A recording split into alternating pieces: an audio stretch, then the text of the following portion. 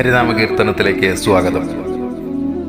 ഊരിന്നു വേണ്ട ചില ഭാരങ്ങൾ വേണ്ടതിന്, നീരിന്നു വേണ്ട നിജതാരങ്ങൾ വേണ്ടതിന്, നാരായണാച്യുത ഹരേ എന്നതിന്നൊരുവർ നാവൊന്നേ വേണ്ടു ഹരി നാരായണായ നമ. ആരാധനാരൂപത്തിൽ ഉടലെടുത്തിരിക്കുന്ന അനുഷ്ഠാനങ്ങൾ വളരെ ക്ലിഷ്ടമാണ്. ആരാധന നടത്തുന്നതിന് ഉചിതമായ സ്ഥലം തിരഞ്ഞെടുക്കണം. പുഷ്പ, ധൂപ, ദീപ നൈവേദ്യങ്ങൾ വേണം.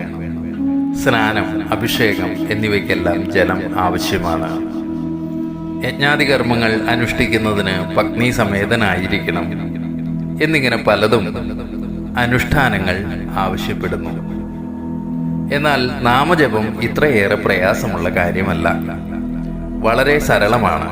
നാരായണ, അച്യുത, ഹരേ എന്നിങ്ങനെ നാമം ജപിക്കാൻ നാവ് മാത്രം ഉണ്ടായാൽ മതി. സഗുണോപാസനയ്ക്കും നിർഗുണോപാസനയ്ക്കും അനിവാര്യമായത് നിർമ്മലവും ഏകാഗ്രവുമായ ബുദ്ധിയാണ്. താമസ രാജസ ഗുണങ്ങളിൽ നിന്ന് മനസ്സിനെ മോചിപ്പിച്ച് സത്ത് ഗുണത്തിലേക്ക് എത്തിക്കണം. ഒരുപാട് അനുഷ്ഠാനങ്ങൾ നടത്തുന്നതിലൊന്നും ചിത്തശുദ്ധിയോ ഈശ്വരപ്രസാദമോ ഉണ്ടാകുകയില്ല. കോലാഹലമായ കർമ്മപരിപാടികൾ ഒരുപക്ഷെ അഹങ്കാരത്തെ വർദ്ധിപ്പിക്കാനും ഇടവരും.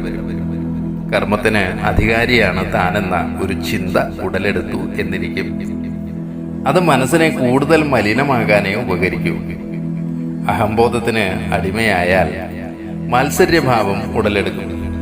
അപ്പോൾ നാം ഈശ്വരനിലേക്ക് കൂടുതൽ അടുക്കുകയല്ല, പകരം കൂടുതൽ അകലുകയാണ് ഉണ്ടാകുക.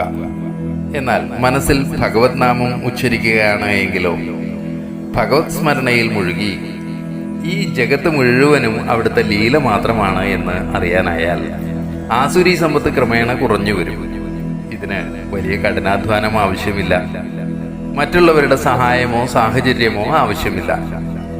ഇതൊരു ശീലമായി മാറിയാൽ പിന്നെ നാം അതിന് പ്രയത്നിക്കേണ്ടി വരില്ല, മറന്നു പോകുകയും ഇല്ല. എന്നിട്ടും എന്തേ പലരും ഇതിന് മടിക്കുന്നു എന്ന കുണ്ഠിതവും ആചാര്യവാക്യത്തിലുണ്ട്. ഓരോരുത്തർക്കും വേറെ വേറെ നാവുണ്ട്. നാരായണ, അച്യുത, ഹരേ എന്ന് ജപിക്കാവുന്ന രീതിയിൽ ഒരുപാട് നാമങ്ങളും ഉണ്ട്. എന്നിട്ടും നാം ആ നാവ് കൊണ്ട് എന്തു ചെയ്യുന്നു എന്ന ധർമ്മവ്യസനം കാണാതിരുന്നുകൂടാ.